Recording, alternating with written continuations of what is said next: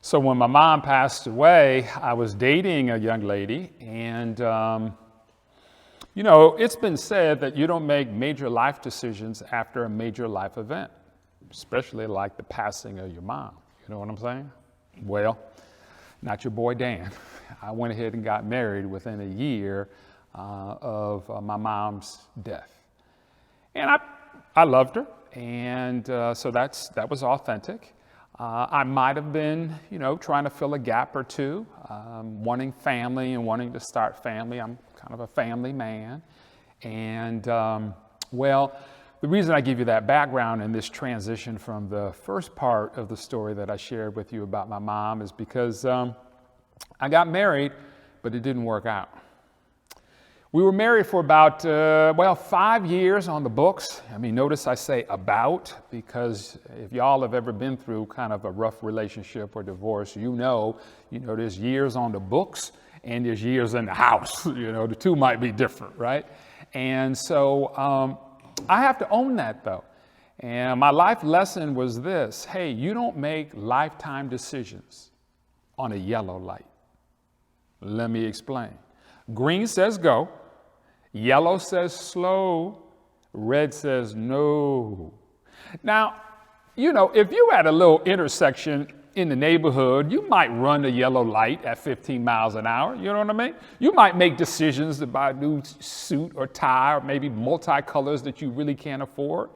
You can make decisions on a yellow light if they're small decisions, but not major life decisions. Guess what your boy Dan did? Yeah, you guess. I got married on a yellow light, and I have to own that, right? And what it taught me was you don't make life decisions on a yellow light. And so, I can't say that I got T-boned, so to speak, that the divorce happened out of nowhere. Hey, you got to be ready. You got to be a strong me before you can be a strong we. I wasn't there, and she may not have been there.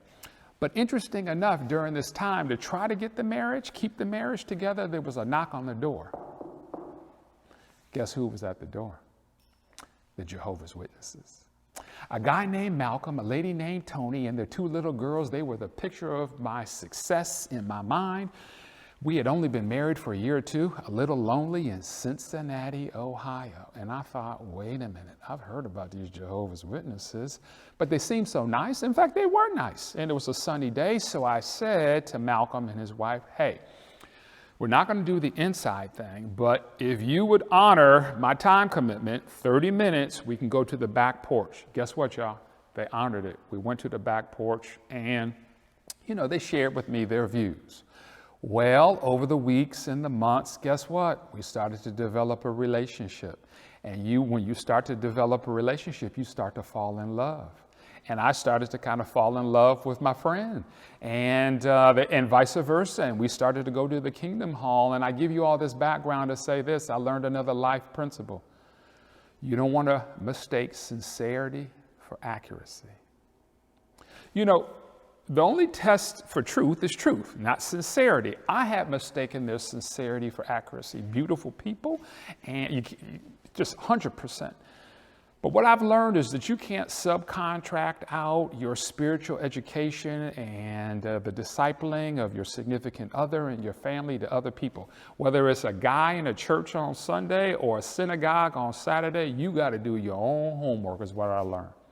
And connecting that to the marriage, well, I never literally became a Jehovah's Witness. I never got baptized a Jehovah's Witness. Like when you're pledging a frat, you're online, you were in all the meetings, you know stuff, but you never crossed. That was me. I'd knock on doors, I'd be in field service. They called me Brother Grissom. But I got to a point when they asked me to get baptized, which was like for me being asked to get married. And I thought to myself, given the fact that I had made a life decision on a yellow light with my marriage, I didn't want to make that same mistake when it came to God. Get baptized into an organization or to a religion where I was on yellow light. And so while I probably made an error on the first marriage, that error taught me a lesson that I pulled into, which helped me avoid making that same kind of error when it came to a religion. Does that make sense? So, hey, if I put it all together, I mean, the principles are, hey, you don't make life decisions on the yellow light. Don't confuse sincerity for accuracy. And hey, that's my story, spiritual and personal.